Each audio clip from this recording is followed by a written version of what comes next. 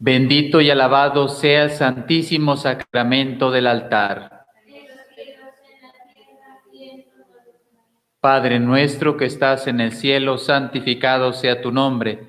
Venga a nosotros tu reino. Hágase tu voluntad en la tierra como en el cielo.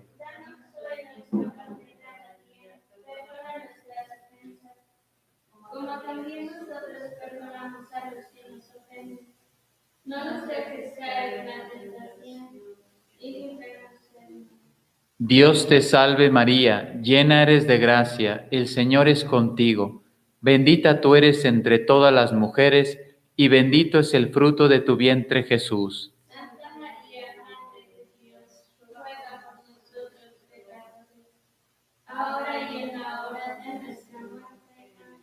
Gloria al Padre, y al Hijo, y al Espíritu Santo. Como era en el principio, ahora y siempre, por los siglos de los siglos. Amén. Bendito y alabado sea el santísimo sacramento del altar. En los cielos, en la tierra y en todo lugar.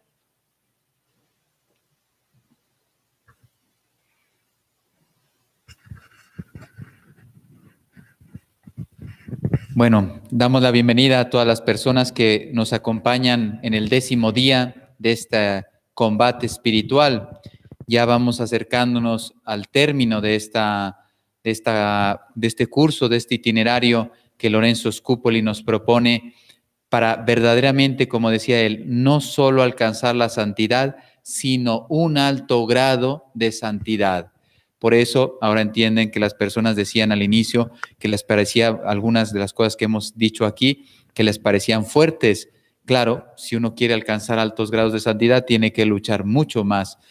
Bien, dentro del esquema del libro, recuerden que tiene 4 partes. Hemos hablado de que no confiar en nosotros mismos, no tener esa falsa autoestima.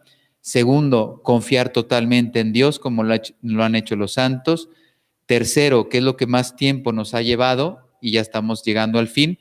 Tercer punto, que es desarrollar las facultades de la inteligencia, la voluntad y todas las cualidades que Dios nos ha dado en la vida tienen que ser puestas en marcha para alcanzar el objetivo. Hoy terminamos la tercera parte, que solamente son 2 puntos. Prometo no alargarme, pero son 2 puntos y terminamos la tercera parte del libro. Y la cuarta, dedicaremos los 2 próximos días hablar sobre la oración, qué es lo que él nos recomienda, Lorenzo Scupoli, para incrementar nuestro fervor, nuestro conocimiento de Dios, nuestro diálogo a través de la oración, porque ustedes saben que eso es clave. El Padre Pío, es una frase que a mí me gusta mucho, le llama a la oración el oxígeno del alma. Nadie de nosotros podía soportar más de 5 minutos sin respirar, pues tendríamos que pensar lo mismo. Nadie de nosotros podría soportar más de 5 minutos sin estar hablando con Dios. Para que vean, es una imagen buenísima que nos hace ver cuán necesaria es la oración en nuestra vida y cuán frecuente deberíamos estar, en presencia de Dios. Bien, hoy vamos a ver solamente 2 puntos. Lo prometido es deuda. Yo voy a explicar a grandes rasgos cómo se hace un programa de vida espiritual. ¿Por qué? Porque Lorenzo Scupoli nos estaba insistiendo que nos centráramos en quitarnos un vicio y adquirir una virtud. Y al hacer esto, el resto de vicios perderán fuerza en nuestra vida y el resto de virtudes que a lo mejor directamente no estoy trabajando, pero la gracia las irá fecundando y por lo tanto la persona va creciendo en santidad, no solamente en una virtud, sino en todas las virtudes, aunque trabaje en una. Y eso sí, cuando uno tiene, vamos a usar otra imagen, no sé, el cazador, cuando con la mira ha identificado a la presa y la tiene ya señalada por la mira, es que el tiro va fijo y llega a su objetivo. Pues igual nosotros, cuando tengamos muy claro cuál es el vicio que más daño nos hace en el alma a cada uno de nosotros, porque no es el mismo para todos, y trabajando lo que es la virtud contraria a ese vicio, ya sé lo que tengo que hacer en la vida. Y entonces, ya fíjense cuántas personas vienen con los sacerdotes, padre, es que no sé cómo hacer, no sé cómo caminar espiritualmente, no sé cómo ser más santo, no tengo ni idea de lo que es el organismo espiritual. ¿Qué hago? ¿Cómo le hago? Precisamente para eso nos forman en el seminario, para ir acompañando a las personas y ayudarles en ese caminar. Siempre recuerden, no es el conocimiento del sacerdote, eso ayuda, pero sobre todo es el Espíritu Santo a través de la gracia de estado sacerdotal que le da consejos para que esa persona se santifique. Bien, de aquí salen dos cosas. Seguimos insistiendo en la confesión general, que es muy importante que la preparen y ojalá que ya algunos ya la empiecen a hacer, y también la necesidad de tener un director espiritual. Yo he estado hablando con algunas personas que me piden que les acompañe. Bueno, yo en la medida de mis posibilidades de tiempo, pues yo estoy abierto a quien pueda acompañar. Lógicamente, ¿cuál es mi dificultad? El realismo del tiempo. Si no tengo el tiempo suficiente, pues no puedo abarcar lo que me es imposible materialmente. Bueno, y luego también mañana haremos una propuesta que espero les interese. ¿Cómo se hace un programa de vida espiritual? Yo les voy a dar dos imágenes que me ayudaron mucho a mí en el seminario, porque esto ya salta un poquito del libro de Lorenzo Scupoli, y les voy a hablar también de la experiencia pues, que nos han dado en el seminario, que me parece válida. Entonces, cuando uno llega al seminario nos decían, mira, es muy importante que desde el inicio de tu vida formación sacerdotal trabajes en ti mismo, como dice Lorenzo Scupoli, para que te vayas venciendo y lógicamente creciendo en las virtudes. Bien, y entonces nos daban un esquemita muy sencillo para poder hacer ese programa de vida espiritual, o de, si queremos usar el título completo, sería programa de reforma de vida espiritual. O sea, podríamos poner también programa de conversión en mi vida espiritual, crecimiento espiritual. Bien, pero antes nos daban dos dibujos muy interesantes. Era, imagínense un árbol delante del Señor, no voy a poner ninguna foto, ninguna imagen, etcétera, por eso no traigo nada, porque lo que queremos es escucharle a Él, los demás son herramientas, pero lo importante es que Él fecunde mi alma y me transforme. Eso es lo que me santifica. Y todo lo que estamos viendo aquí en este curso, pues son herramientas que me van acercando a Dios. Por lo tanto, queremos escuchar a Dios y no distraernos con PowerPoint y estas cosas.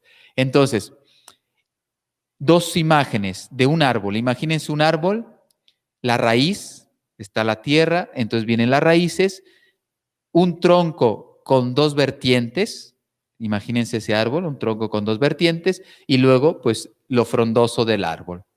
Entonces, por un lado, era el árbol de los vicios y el árbol de las virtudes. Bueno, entonces, el árbol de los vicios, que este es el más importante, porque después saltar a la virtud es sencillo, y luego, lógicamente, el Evangelio nos habla continuamente de las virtudes, pues es fácil comprender. El árbol de los vicios. ¿Cuál es la raíz de los problemas que todos tenemos en la vida? Se llama egoísmo. Esa herida que se ha quedado en el alma después de haber sido bautizados, por lo tanto, el pecado original ya no existe en nuestra alma. Con el pecado con el cual nacemos ya no existe en el alma. Pero no cabe duda, todos lo experimentamos continuamente en la vida, todos tenemos el alma herida. Por eso San Pablo lo sintetizó magistralmente con esa frase: no hago el bien que quiero y en cambio hago el mal que no quiero. Eso lo experimentan todos, hasta de pequeños. 6, 7 años, los niños empiezan a tener conciencia y lógicamente ahí reconocen, pónganse en el contexto de la aparición de Fátima, 7 años tenía Jacinta Marto y a los 7 años empezó a identificar muy bien entre el bien y el mal y las luchas internas o en el mundo para optar por el bien y evitar el mal. Entonces, y cómo Francisco le ayudaba a Jacinta para que fuera más santa, cómo Jacinta ayudaba a su hermanito Francisco, cómo Lucía también ayudaba a los dos, o los dos ayudaban a su prima Lucía. O sea, fue un fecundarse en virtudes en los dos. Por ejemplo, no recuerdo quién era, si era Jacinta, que le dan un vaso de agua y se lo pasa a Francisco y tenía mucho calor, fueron a pedir agua porque estaban haciendo ayunos y todo esto, penitencias, y entonces tenían tanta sed que fueron a pedirle a una señora y entonces dice Francisco, yo no voy a tomar agua porque quiero hacer este sacrificio, ofrecerlo al Señor. como decía la Virgen, Señor, por tu amor, por la conversión de los pobres pecadores y en reparación del corazón inmaculado de María, ¿no? Las ofensas contra el Inmaculado Corazón de María. Bien, y entonces Francisco dice, yo no voy a tomar. Y entonces el ejemplo de Francisco hizo que los otros dijeran, pues yo tampoco, y no recuerdo si fue Jacinta o Lucía, pues tiraron el agua. ¿Por qué? Porque al final, aunque les costaba y tenían mucha sed, ellos querían seguir haciendo sacrificios por amor para salvar a los pobres pecadores. Bueno, entonces, el grande problema, por eso ahora entienden lo que dicen los santos, que y también el libro de los Proverbios, que el vencerse a sí mismo es la obra más compleja, más difícil y por lo tanto la más honorable.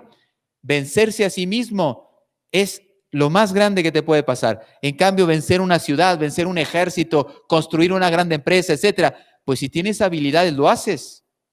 Pero el vencerse a sí mismo es muy importante. Me gusta mucho una frase de San José María Escrivá de Balaguer que decía, comenzar es de muchos la santidad. Todo el mundo quiere ser santo, todo el mundo quiere ser bueno, todo el mundo quiere ayudar cuando ve una necesidad, etcétera. Dice, pero perseverar es de santos.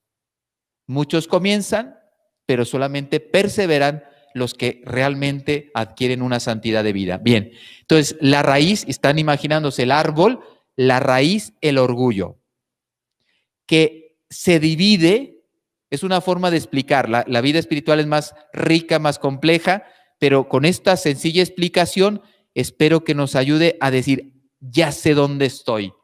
Y lógicamente, si sé dónde estoy, pues puedo poner la solución que me ayuda. Y entonces brotan en el tronco dos vertientes o como dos grandes ramas del tronco del árbol.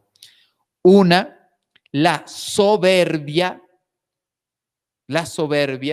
y otra, la sensualidad. O sea que el orgullo se manifiesta sobre todo en esos dos campos de la vida espiritual. Y aquí es muy importante porque ya uno a veces tiene tanta confusión en el interior que ya no sabe, bueno, yo no sé si soy soberbio, si soy vanidoso, si soy envidioso, si soy perezoso, no sé qué soy. Entonces no sé dónde está mi cáncer.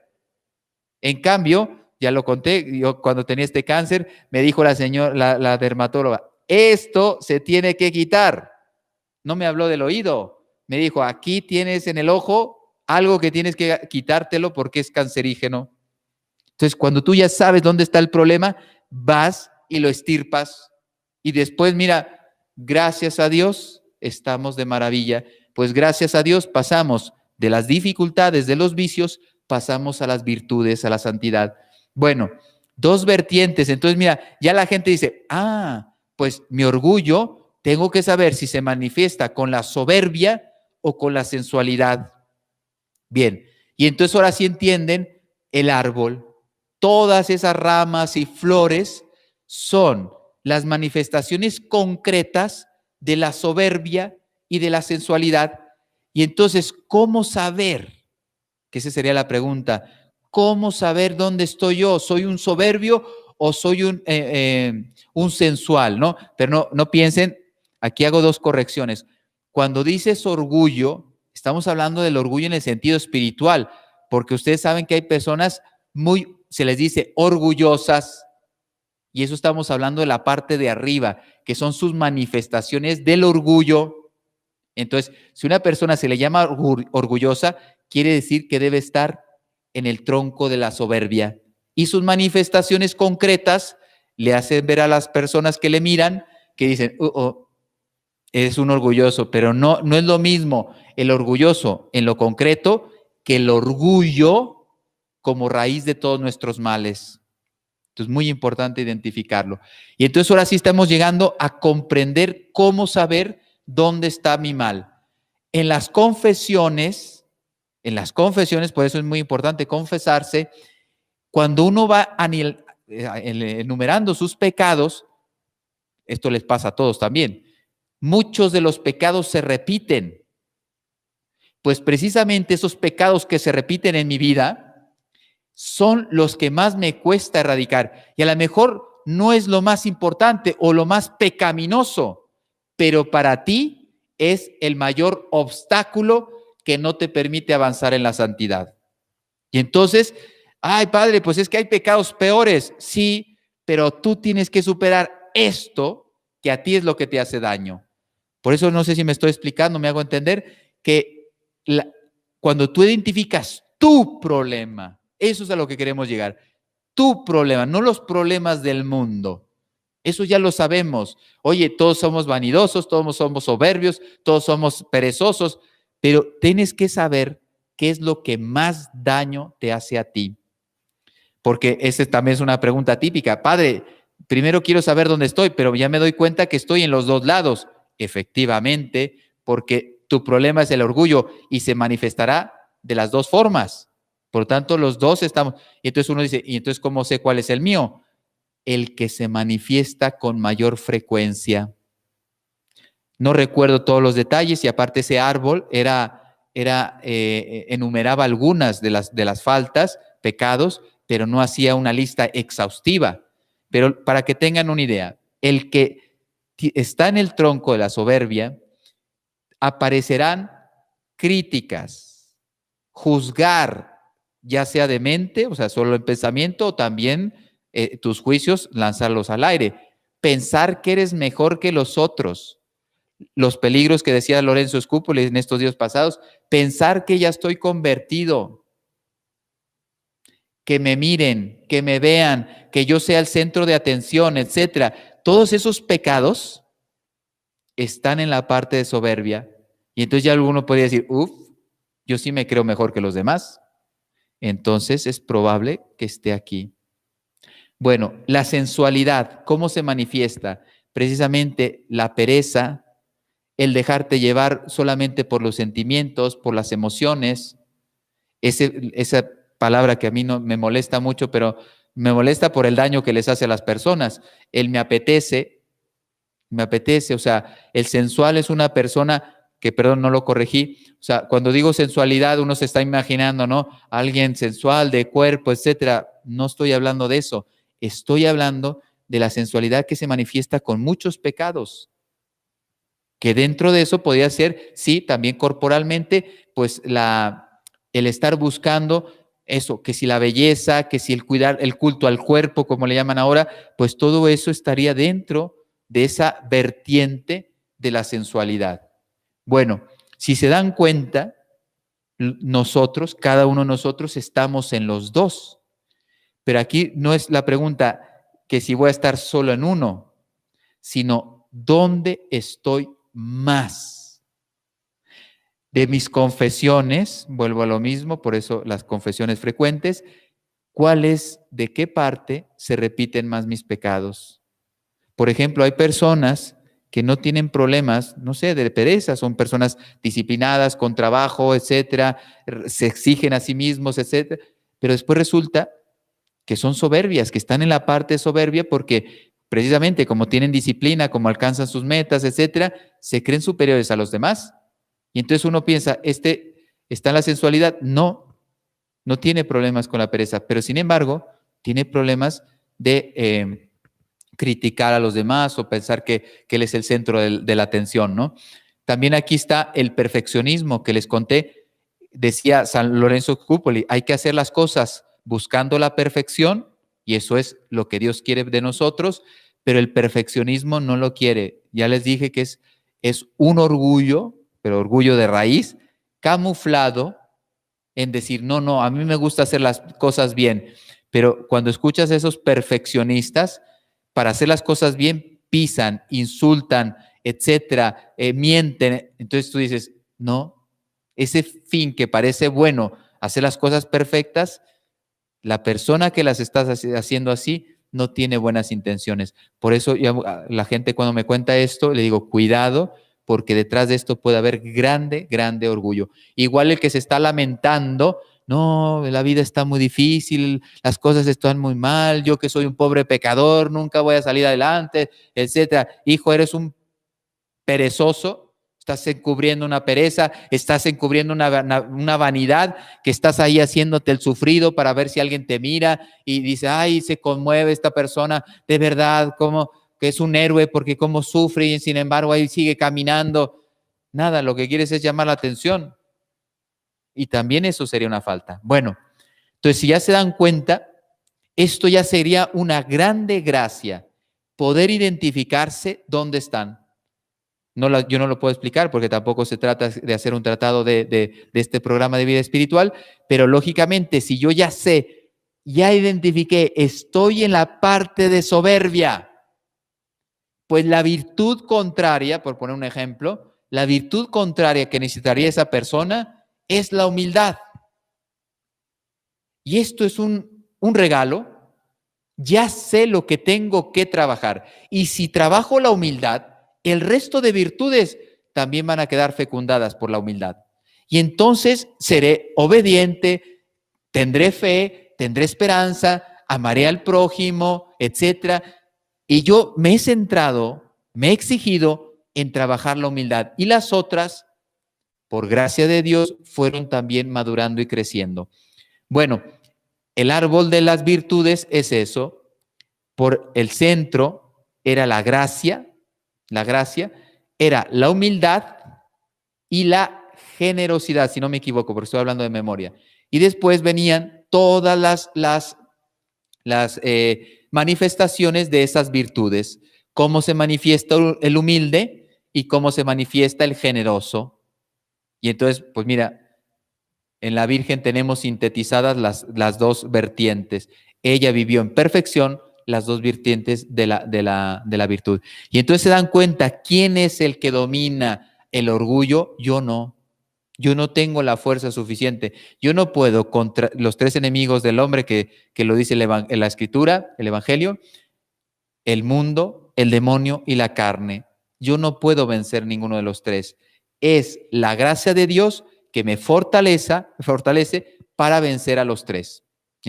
Bueno, por ejemplo, si alguien ya está diciendo, es verdad, yo soy un soberbio, quiero trabajar o debo trabajar la humildad. Pues si ustedes quieren ver las manifestaciones de la humildad, les voy a poner un ejemplo, porque me parece que este es el más concreto y más fácil de comprender, pero no significa que si yo estoy explicando esto, tú tienes un problema de soberbia. Cada uno tiene que identificar dónde está el cáncer. Bien, insisto porque después van a decir, pues mira, yo me siento algo identificado con el que dijo, lo que dijo el Padre y entonces soy así. Tienen que hacer un examen interior, por eso los retiros, por eso las adoraciones, por eso esos momentos de silencio, para que Dios hable al corazón y me descubra quién soy. Bueno, el cardenal Merry del Val, que fue secretario de Estado, no sé si era de Pío X, no recuerdo exactamente, él, cuando dejó de ser secretario de Estado, pues dice que, bueno, fue un cambio en su vida muy grande, porque claro, de ser uno de los personajes más importantes del mundo, a ser nadie, pues eso es una cura de humildad muy grande. Y él escribió las letanías de la humildad. Es que no, como dicen en España, no tiene desperdicio. No tiene desperdicio.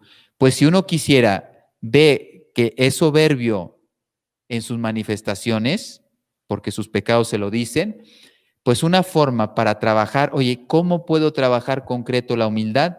Pues ustedes van, Letanías de la Humildad, Cardenal Merry del Val, que eso está en internet, y ustedes van a descubrir, son como, no sé, no recuerdo exactamente, 12, 15, pero no más de 20 seguro. Y entonces, del deseo de ser estimado, líbrame Jesús, del deseo de ser consultado, líbrame Jesús, del deseo, porque dice, Jesús manso y humilde de corazón, así empieza, haz mi corazón semejante al tuyo.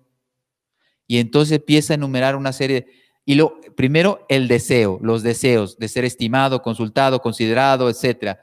Después dice, del temor, porque el orgulloso y el soberbio tiene un temor que le critiquen. Por eso el respeto humano estaría dentro de la soberbia. No es miedo, es orgullo, o sea, soberbia de que nadie, o sea, ¿qué piensan de mí? no se vayan a burlar de mí, no me vaya a equivocar y entonces mi gran estima de mí mismo caerá. Ahora se dan cuenta por qué era importante el primer punto, la falsa estima de uno mismo. No se conoce las personas.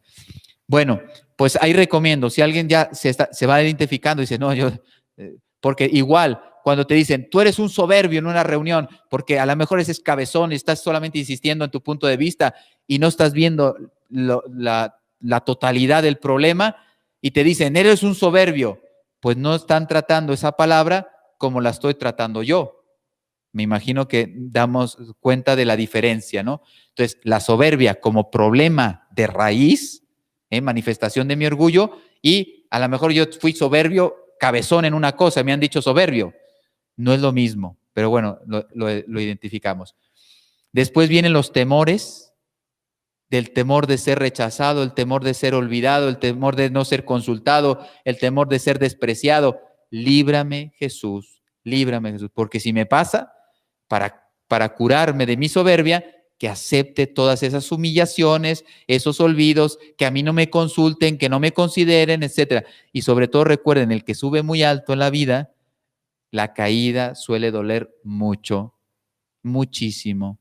Entonces, por eso los que vayan creciendo en cualquier ámbito, empresarial, político, social, religioso, etcétera, más humilde. Por eso una definición que me gusta mucho del papado, ustedes recuerden que, y lo usaba mucho San Juan Pablo II, siervo, fíjense, el jefe de la Iglesia Católica, siervo de los siervos del Señor. También es una forma de decir, como Santo Padre, vicario de Cristo, su santidad, etcétera, siervo de los siervos del Señor. El que tiene autoridad es para servir, así la quiere Dios. En cambio, miren todo lo que está pasando en el mundo con los políticos, que la autoridad no se utiliza para servir a los pueblos que representan. Bueno, pero no es el tema.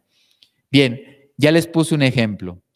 Ahora sí, dejamos estas imágenes que nos ayudan un poco a tener una idea. Ahora entenderán por qué es importante el director espiritual, porque todo esto que les estoy diciendo se puede dialogar con el director espiritual y el director espiritual que va conociendo poco a poco el alma. Yo creo que soy un perezoso. Y te dice el director espiritual, no, ya te he escuchado muchas veces, tu problema no es la pereza, tu problema es esto. A lo mejor eres un vanidoso de primera y tienes que trabajar esto. Y uno se queda, no me había dado cuenta. Por eso, con el conocimiento personal y la ayuda, la luz del director espiritual, concluimos dónde está mi problema. Bien, pasamos al programa de vida espiritual. Tiene varios, si alguien está tomando nota, es importante, yo les voy a dar los títulos y entonces ustedes tendrían que ir rellenándolo. Programa de reforma de vida espiritual. Lo primero que debemos poner en ese y escríbanlo, no lo den por supuesto. ¿Cuál es el sentido? El ideal se llama, el ideal. El ideal es imitar a Cristo. Yo soy el camino, la verdad y la vida. Aprended de mí que soy, por lo tanto, imitadme, manso y humilde de corazón. O sea, yo soy el modelo, dice Cristo. Y ustedes son los que, si me aman, me tienen que imitar. Bueno, entonces todos tenemos el mismo ideal. Imitar a Cristo, pero Cristo tiene todas las virtudes. Y Lorenzo Scupoli no nos ha dicho, oye, imita a Cristo trabajando todas las virtudes del Señor. Al contrario, nos está diciendo, coge una y machácala hasta que la alcances. Y el día que alcances esa, vas por otra. Se van a dar cuenta que van a pasar 20 años y no alcanzan una virtud. Tomás de Kempis, La imitación de Cristo, dice en los primeros libros, capítulos del primer libro, dice más o menos una idea así. Dice, si cada año fuéramos capaces de adquirir una virtud, en pocos años seríamos santos, en pocos años.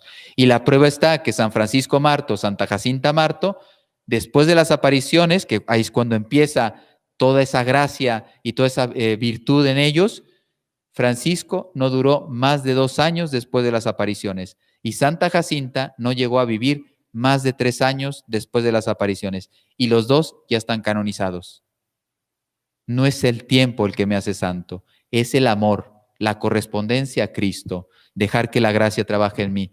Por eso la gente cuando dice, Padre, yo nunca voy a ser santo, yo no soy como San Ignacio de Loyola, yo no soy San Irineo, yo no soy San Pedro, yo no soy San Mateo.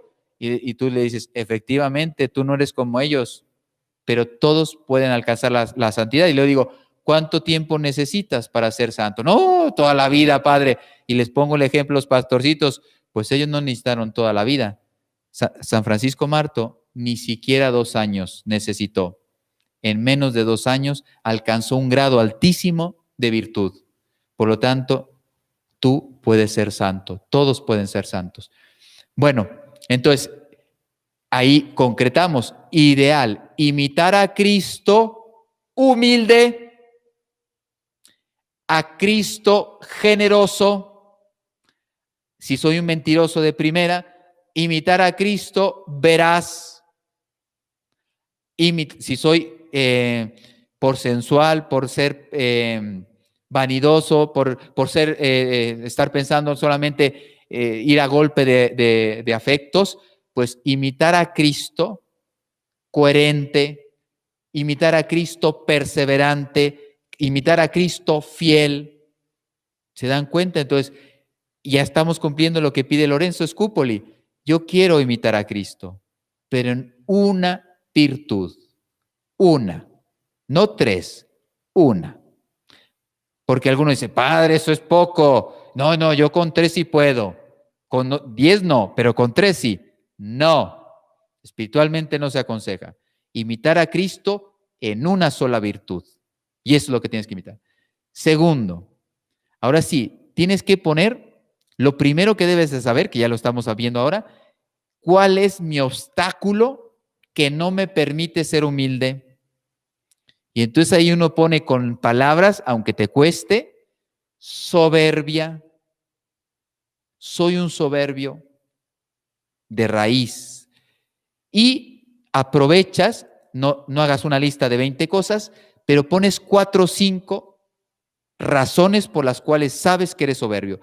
Me creo mejor que los demás, critico a los otros, yo creo que soy el único que puede hacer las cosas perfectas, el resto no se entera de nada, etcétera, etcétera. 5 razones por las cuales sé que estoy en la parte de la soberbia. O al contrario, oye, 5 razones porque soy un vanidoso, soy sensual, y entonces razones por las cuales yo me considero un sensual. ¿Sí? Bien, entonces seguimos. Esa es la parte negativa. Este es el cáncer. Pues ahora, ¿cómo me lo voy a quitar? ¿Cómo me lo voy a quitar? Y entonces ahí viene, yo quiero ser humilde. O sea, la virtud en Cristo, quiero ser humilde. Y entonces, ustedes saben que nosotros somos así. A veces estamos muy motivados y al día siguiente no hay quien nos levante el ánimo. Así, o en un mismo día, estamos así, lo tenemos que aceptar, nos guste o no, somos así. Unos días estamos muy fervorosos y casi queremos dar la vida por Cristo y otro día lo estamos traicionando. No, esto no merece la pena, yo ya no quiero ser católico, esto es muy difícil, esto no es para mí, etcétera. Bueno, entonces dice los expertos en vida espiritual que tienes que poner un lema que te dé fuerzas, porque cuando estés motivado, vas a estar trabajando. ¿Qué decía Lorenzo Scupoli? Todos los días levántate y sal dispuesto a la batalla. Ustedes lo saben, yo lo experimento en mi vida, pero tú lo sabes que todos los días no estás así. Habrá días que sí, que estás listo y deseoso de, es verdad, y tengo estos enemigos, tengo esta reunión, esto es difícil, pero voy a luchar, voy a perdonar, voy a ser paciente, y ya preparas tu día, sabiendo más o menos lo que va a pasar en tu vida. Y hay días que estás así, pronto, dispuesto, pero hay muchos días que es que ni siquiera haces ese examen de previsión, como decía Lorenzo Scupoli. Bueno, entonces se recomienda poner un lema que puede ser de la Sagrada Escritura o de algún santo, que cada vez que lo leas te dé fuerza, te dé fuerza. Y entonces, no sé, si yo soy soberbio, quiero cultivar la humildad, y a lo mejor uno dice, pues a mí me da mucha fuerza espiritual las palabras de Cristo, aprended de mí que soy manso y humilde de corazón. Cristo ha dicho que le miremos a Él para ser humilde. Pues lo pongo como lema. Cada uno, y tienes que encoger, oye, no, a mí me gustan las frases del Padre Pío, pues pon una, pero la que te dé fuerza, ¿eh? Yo no les voy a dar lo que yo tengo escrito, pero a mí una frase, yo tengo 3 frases, una de la Escritura y 2 de santos, pero normalmente es mejor poner una, pero bueno, a mí me ayuda, yo las tengo. Pero les voy a decir una que yo tengo que me da mucha fuerza. Me lo dijo alguien que no recuerdo cuando tenía 20 años. Y me ha acompañado toda la vida esa frase de San Estanislao de Kostka. Dice, nacimos, en latín es ad altiora nati sumus. Nacimos para cosas más grandes, para el cielo. Pues a mí esa frase me da mucha fuerza. Cada vez que me la repito, me recuerda todo lo que Dios me ha dado de bueno, gracias, motivaciones, etcétera, y a mí me despierta. Entonces te pongo un ejemplo, pues ese santo, mencionando esa frase, está ayudando a mí en el caminar. Bueno, entonces el lema, ya está. Ahora sí pasamos a lo concreto. Es lo que sería ahora sí el programa. Ya sé lo que quiero buscar, el qué, tal, ahora el cómo. El cómo. Normalmente recomiendan que ese programa dure 1 año. Por eso es bueno hacer un retiro cada año, mínimo un retiro al año. ¿Para qué? Para que hagas ese programa o ejercicios espirituales. Si es mejor, 1 semana o más días, mejor. Y haces un programa de vida espiritual y ese va a ser, porque ustedes saben, quien ha hecho retiros, que en los retiros vamos y tenemos muchas luces y salimos muy motivados, pero la motivación nos dura 3 días. Entonces, en cambio, yo escribo las luces que Cristo me da en la oración, aunque se me haya pasado, como dicen allá, el fervorín del retiro o de los ejercicios espirituales, yo ya sé lo que tengo que trabajar. Y una frase que leía ahora del Padre Pío en la homilía, o sea, tengas aburrimiento, tengas hastío, etcétera, no me interesa. Yo sé lo que tengo que trabajar concretamente, por lo tanto no me engaño. Y esto es lo que me exijo. Ya perdí quizá el fervorín, la motivación del retiro, pero me he quedado con el tesoro de decir, este es el camino que Dios quiere para mí a lo largo de este año. Y luego, lógicamente, con la ayuda del director espiritual, se puede ajustar, se puede incluir algo que a lo mejor no se vio, etcétera, y se va perfeccionando el programa de vida espiritual. Bueno, pues ahora pasamos al programa. Sería muy interesante que pongamos cosas concretas. Si tú eres un soberbio en el sentido de que criticas a los demás, pues oye, me propongo, en el sentido negativo sería no criticar a nadie.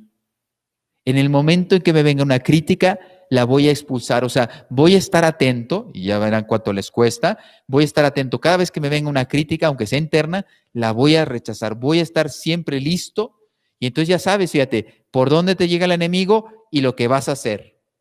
Ya sabes responder al enemigo. Entonces es muy concreto un programa de vida espiritual. Y entonces, y la parte positiva, oye, cada vez que veo una persona, voy a procurar ver sus virtudes. ¿Cuánto cambiaría nuestra vida si fuéramos así? Y entonces yo me propongo, cada vez que veo a alguien, entonces es concreto. Veo a personas en mi casa, veo personas en el trabajo, veo personas en la calle, en el apostolado. Cada vez que vea a alguien, los defectos salen todos. No me los tienes que decir porque basta que me veas y tú ves a las personas y ves sus defectos. Pero sacar las cualidades, tienes que observar mucho mejor. Porque a veces algunas parecen ocultas.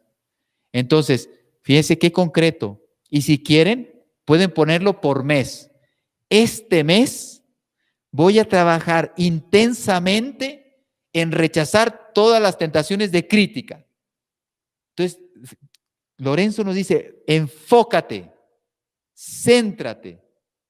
Y entonces tú dices, oh, padre, eso es exagerado, yo tengo muchas cosas que trabajar. No, trabaja este mes esto. Y si lo alcanzas, vas por otra cosa. Y si no, lo perseveras en otros 2 o 3 meses más. Y así, por eso no alcanzamos la santidad muchos. Tenemos muchos años de vida siguiendo a Cristo y ves que las personas no crecen. Pues esta es una de las razones, porque no saben ni lo que tienen que hacer. Y algunas veces hacen cosas buenas, pero el alma en sí no está trabajando. ¿Sí? Tiene éxitos, porque bueno, Dios nos permite esos éxitos espirituales, pero no llevas un proceso, un progreso, porque ya verán que crecer en la vida espiritual cuesta muchísimo, pero a eso hemos venido, a luchar. Bueno, entonces ya estoy terminando la parte del programa de reforma de vida espiritual. Y entonces pones concretos, puntos concretos. A lo mejor te dices, este año, para adquirir la humildad, que hay miles de puntos para ser humilde, escogiste 5, los que más necesites. ¿Cómo saberlos? En la oración, con el director espiritual, que es lo que venimos diciendo ahora. Entonces, y yo voy a escribir, a descubrir esto y esto es lo que tengo que trabajar. Bueno, ya termino el programa. Sirve mucho, teniendo el programa concreto, hacer preguntas para mi examen de conciencia en la noche, que también esto es importante. Algunos dirán, ¿qué? ¿Se debe hacer un examen de conciencia en la noche? Sí. Muchos sacerdotes recomiendan, aunque sea de 3 minutos, pero todas las noches analiza a la luz de Cristo cómo fue la jornada. No, oye, me porté bien, me porté mal, esto lo hice bien, esto me salió mal, esto no sé qué. No, o sea, ¿cómo viví mi día? Oye, cuando me encontré con esta persona, vi a Cristo en él. Cuando hice esta tarea, se la ofrecí a Cristo o más bien la hice con un interés personal, etcétera. Ese es el examen de conciencia, no que no son palomitas, un checklist, ¿no? Esto sí lo hice bien, esto mal, esto bien, esto mal. Eso no convierte a nadie. Pero en cambio, viendo el día a la luz de Dios, oye, he insultado a mis hijos. Oye, esta vez no le he dicho a mi esposa algo que le motive, algo que nos ayude a crecer como matrimonio. Se me pasó el día. ¿Qué pasa? Y entonces ahí viene el examen de conciencia precisamente del programa. Si yo estoy trabajando la humildad, pues puedo poner preguntas sobre el punto. Oye, realmente en el día de hoy, cuando sentiste esas tentaciones de criticar al prójimo, lo hiciste, y ahí vas a decir, pues mira, fueron como 7. A lo mejor 3 sí lo critiqué, pero me vencí con 4. Pues mañana voy por más. Y te das cuenta que en el examen sale el propósito para el día siguiente. Mañana voy a tratar de no ver tanto el teléfono porque ahí es donde salen las críticas. Bueno, pues es un hecho concreto de ese día que te has propuesto. Se dan cuenta que el trabajo de la santidad es muy concreto, pero haciendo esa pequeña cosa, si eres fiel en lo poco, dice Cristo, yo te daré en lo mucho, te daré 12 ciudades, ¿no? Porque fuiste fiel, te mereces mucho. Trabajaste para adquirir en algo concreto una virtud, pues Dios fecunda inclusive no solo la virtud esa, sino otras virtudes. Bueno, pues esta es la parte del programa de vida espiritual. Es hermosísimo, es muy motivante, te ayuda a mantenerte firme en las promesas y lógicamente con los sacramentos, la oración, etcétera, mantienes la lucha espiritual. Bueno, ese es el primer punto y el segundo, solamente me interesa hacer una aclaración porque Lorenzo Scupoli decía en algunas propuestas, dice, no te creas mejor que los demás y tampoco no te juzgues mejor que los demás. Pero mucha gente cae en un error, que es lo que quiero aclarar, porque así no se interpreta el Evangelio. Cristo nos pidió no juzgar al prójimo. Y efectivamente, eso es palabra de Dios. Nadie en este mundo puede juzgar al prójimo. ¿Quién soy yo para juzgar? Pero entonces dice ahí, ¿cuál es el problema? Porque muchos dicen, ¿quién soy yo para juzgar? Yo no puedo juzgar al prójimo. Y aquí yo tengo que aclarar algo. Lo que Cristo nos pidió es que tú no puedes juzgar al prójimo en sus intenciones, en lo que tiene el corazón. Ahí no te metas. Hay un principio en la Iglesia católica, en latín, dice de internis, del interior de la persona, neque ecclesiae, o sea, de las cosas internas, ni siquiera la Iglesia tiene autorización para juzgar a las personas. De las cosas internas, que esa es la diferencia que quiero hacer. Porque de las cosas externas sí se puede y se debe. Entonces, sí tengo un deber de juzgar, pero no sé si me estoy explicando, quiero serlo más claro. Cristo me ha dicho que del corazón no se te ocurra, ni la Iglesia juzga el interior de las personas. Eso será entre la persona y él. Pero los hechos externos, si no, fíjense, ¿cuál es el sentido de la ley civil? ¿Qué hace la ley civil? Marca unos comportamientos a un estado, una sociedad, a un país, y externamente, si no los cumples, tienes que pagar una pena, una cárcel, una multa, etcétera. O sea, el Estado juzga. El padre de familia que ve que su hijo no estudia, no lo puede premiar. Está juzgando el hecho externo de no coger un libro y no estudiar. No sé si me estoy explicando. Para mí es sencillo, porque ya me dieron esa formación, pero veo que la gente se hace muchas confusiones. ¿Por qué? ¿Qué pasa? La homosexualidad. Tú no puedes juzgar por qué esa persona está viviendo así. No se te ocurra.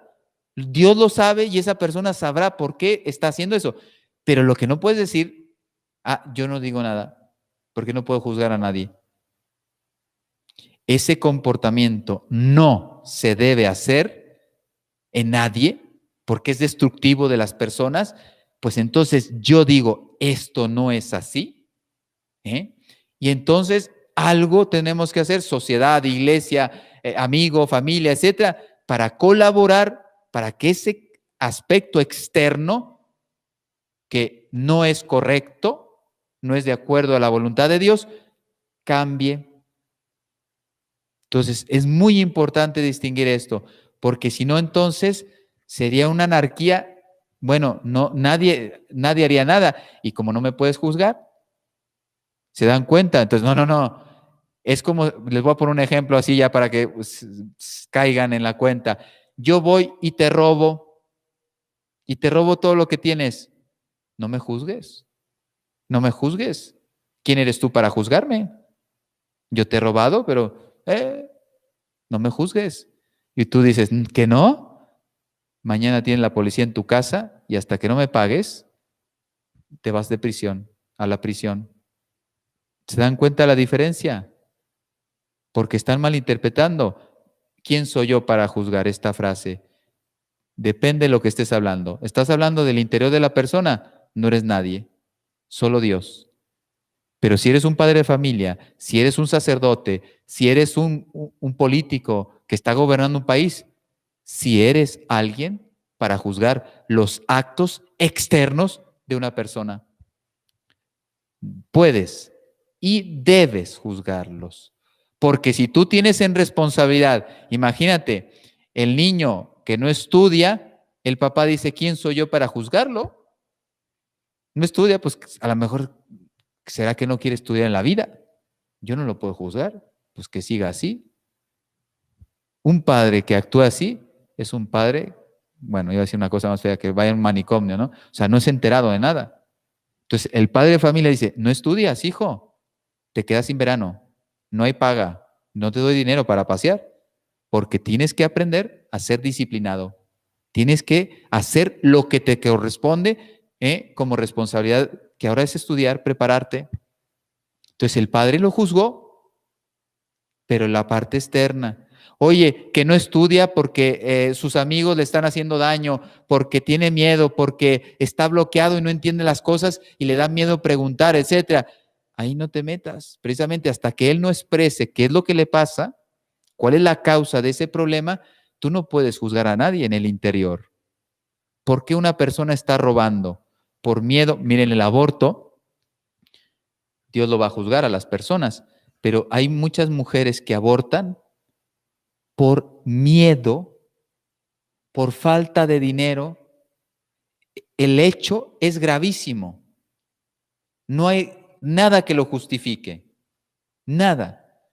Pero en cambio, y eso ya Dios lo verá precisamente en la conciencia y en el corazón de la persona, oye, estaba presionada, estaba amenazada, etcétera, siendo un acto tan terrible, por esas condiciones, él, que le juzgará a la persona, le podrá atenuar la culpa, la pena, etcétera. Por eso dice Cristo, en ese campo tú no te metas, que es el de él. Pero en los actos externos, Dios sí te pide que juzgue los actos externos para corregir a la persona, para ayudar a la persona, para rescatar a la persona. Oye, se está drogando tu hijo. No, yo no lo voy a juzgar, que él decida si quiere drogarse o no. No, no, si yo veo al hijo que se está drogando, le arranco el porro. No lo voy a permitir. Que lo está haciendo porque así quiere ser más valiente, porque le están presionando los amigos, porque tiene miedos en su vida. No lo sé. Hasta que él me quiera descubrir qué pasa en su corazón, no puedo decir nada porque no sé qué le pasa. Pero lo que sí es que ese porro le va a hacer daño y yo tengo que hacer algo para quitárselo. Bueno, ya hemos terminado. Pero a mí me parecía muy importante este punto, porque las personas entonces están malinterpretando lo que Dios ha pedido al mundo. El corazón solo es para Dios y la persona. Por eso dicen los santos que la conciencia es el lugar más íntimo donde se encuentra el hombre y Dios. Dios iluminando la conciencia del hombre y el hombre decide responder o no a esas inspiraciones, a esas luces que Dios nos da. Bueno, pues vamos a recibir la bendición y mañana y pasado vamos a centrarnos en crecer en la oración.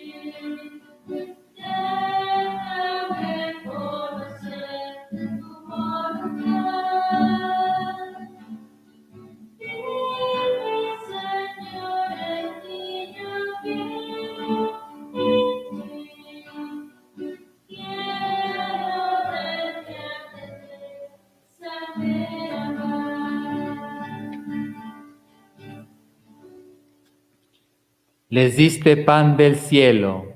Contienes. Oremos.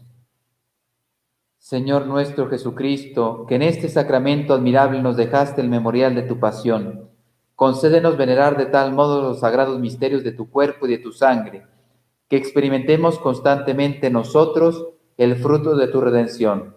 Tú que vives y reinas por los siglos de los siglos. Amén.